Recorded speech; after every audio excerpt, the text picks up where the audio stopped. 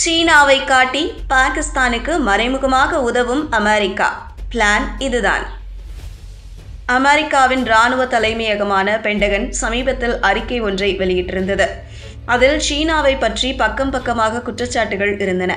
அத்துடன் இந்தியாவுடன் சீனா எல்லை பிரச்சனையில் தீவிரமாக ஈடுபடும் என்றும் கூறியிருந்தது. இந்த அறிக்கையை ஆய்வு செய்த சர்வதேச அரசியல் நிபுணர்கள் உண்மையில் அமெரிக்காதான் பாகிஸ்தானுக்கு பெரிய அளவில் உதவுகிறது என்றும் அதன் மூலம் இந்தியாவுக்கு நெருக்கடி ஏற்படுத்துகிறது என்றும் கூறியுள்ளனர்.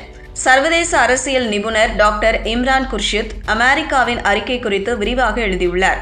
அதில் பென்டகன் அறிக்கையில் குறிப்பிட்டிருக்கும் இந்தியா சீனா எல்லை பிரச்சனையை விவரித்துள்ளார். அதாவது இந்தியாவுடன் சமீப காலமாக எல்லை பிரச்சனையில் ஈடுபட்டு வந்த சீனா தற்போது சமாதான போக்கை கடைபிடித்திருக்கிறது. ஆனால் இந்த சமாதானம் பிரச்சனையை தீர்ப்பதற்காக அல்ல, மாறாக அமெரிக்காவுடன் இந்தியா சேர்வதை தடுக்கவே சீனா இந்த நிலைப்பாட்டை கடைபிடித்து வருவதாக பென்டகன் அறிக்கை குற்றம் சாட்டியிருந்தது. இந்தியாவின் அருணாச்சல பிரதேச பகுதியை முக்கியமாக கருதும் சீனா இதை கைப்பற்ற திட்டமிட்டிருக்கிறது என்றும் பென்டகன் கூறியிருந்தது. இங்குதான் அமெரிக்காவின் அறிக்கை முரண்படுகிறது. அமெரிக்காவுக்கு இந்தியாவை காப்பாற்ற எந்த நோக்கமும் இல்லை, மாறாக சீனாவுடன் இந்தியா சேர்ந்துவிடக்கூடாது, அப்படி சேர்ந்தால் தன்னுடைய நலனுக்கு பிரச்சனை வந்துவிடும் என்றுதான் இப்படி சொல்கிறது என்று இம்ரான் குர்ஷித் கூறியிருக்கிறார்.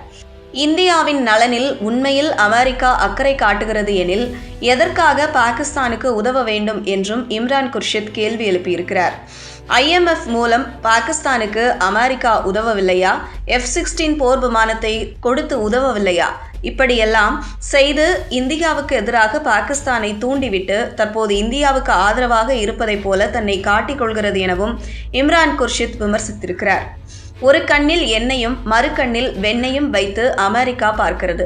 பாகிஸ்தானில் உள்ள பயங்கரவாதிகளுக்கு எதிராக நாம் ஆபரேஷன் சிந்தூரை நடத்தி இருக்கையில் ட்ரம்ப் பாகிஸ்தான் இராணுவ தளபதி அசீம் முனீரை அழைத்து பாராட்டியிருந்தார். விளைவு அமெரிக்க மண்ணில் நின்று கொண்டு இந்தியாவுக்கு எதிரான ஆயுத மிரட்டலை பாகிஸ்தான் விடுத்தது. இதையெல்லாம் பார்க்கும்போது பாகிஸ்தானை அமெரிக்கா ஆதரிப்பது வெளிப்படையாக தெரிகிறது. இது சீனாவை வலுப்படுத்துவதற்கு சமம் என்று குர்ஷித் கூறியுள்ளார். அமெரிக்காவின் தலையீடு வங்கதேசம் வரை நீண்டிருக்கிறது. வங்கதேசத்தில் சமீபத்தில் நடந்த கிளர்ச்சியில் அமெரிக்காவின் தலையீடு இருக்கிறது என்று விமர்சித்துள்ள குர்ஷித் இது சீனாவுக்குத்தான் புதிய வாய்ப்புகளை ஏற்படுத்தி கொடுத்திருக்கிறது என்றும் கூறியுள்ளார்.